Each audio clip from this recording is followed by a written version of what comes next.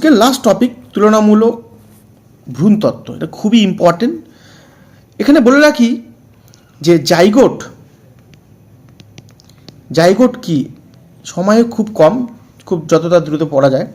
Zygote হচ্ছে একটা পুং germ sell অর্থাৎ স্পার্ম এবং একটা স্ত্রী জার্ম সেল অর্থাৎ একটা ওভাম, দুটোর মিলনের ফলে এখানে এন ক্রোমোজোম বিশিষ্ট স্পার্ম, এন ক্রোমোজোম বিশিষ্ট ওভাম, 2n ক্রোমোজোম বিশিষ্ট যে কোষটি তৈরি হয় তাকেই আমরা জাইগোট বলি।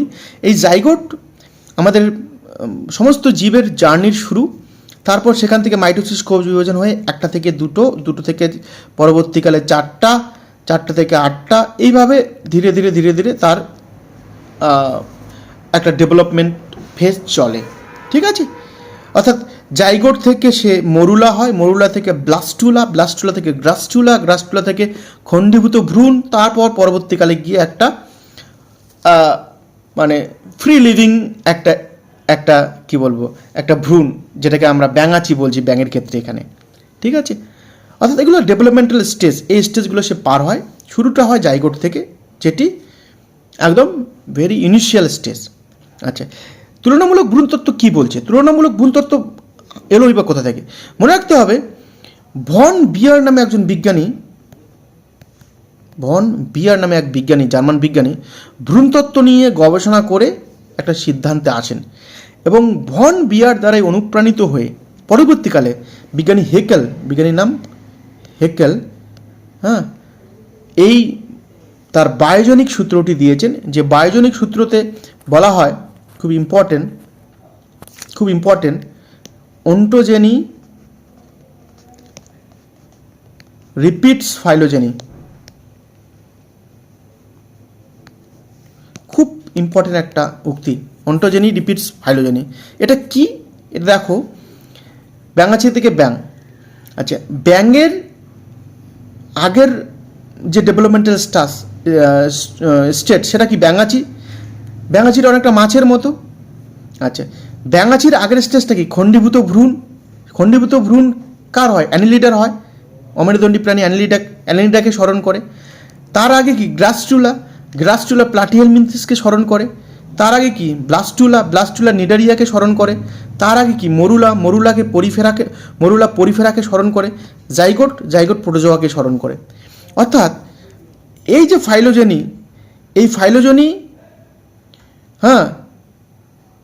প্রত্যেকবার রিপিট হচ্ছে তার ডেভেলপমেন্টাল স্টেজগুলোতে। অর্থাৎ অন্টোজেনি রিপিটস ফাইলোজেনি। এটা বাংলা হচ্ছে ব্যক্তিজনি জাতিজনিকে পুনরাবৃত্তি করে।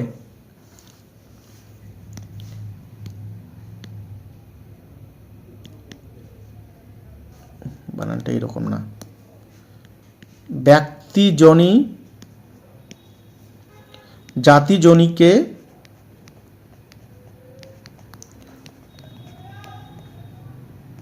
পুনরাবৃত্তি করে। আর ইংরেজিটা হচ্ছে অন্টোজেনি রিপিটস ফাইলোজেনি। পরিষ্কার এখানে অন্টোজেনিটা ফাইলোজেনিকে রিপিটস করছে। এই ব্যাঙের ডেভেলপমেন্টাল স্টেজটা পড়লেই এটা বোঝা যাচ্ছে। ব্যাঙ, তার আগের স্টেজটা কি? ব্যাঙাচি।